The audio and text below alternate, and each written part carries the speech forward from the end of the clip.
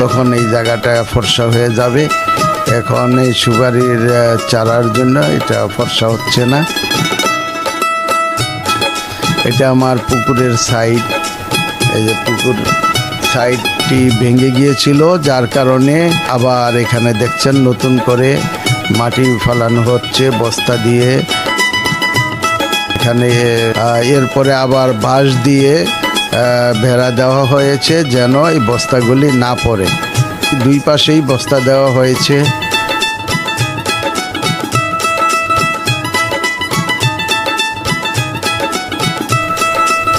আশা করি ইনশাল্লাহ এবার হয়তো টিকবে। এর উপরে আবার পলিথিন দিব।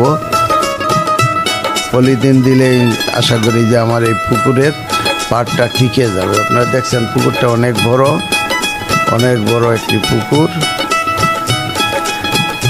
মাছ চাষ হচ্ছে পুকুরে, তেলাপিয়া, তারপরে সরপুঁটি, আরও অনেক মাছ আমার পুকুরে আছে। জাল দেওয়া আছে, দেখেন যেন মাছ খাইতে না পারে পাখিরা, এই জন্য জাল দিয়ে রাখা হয়েছে।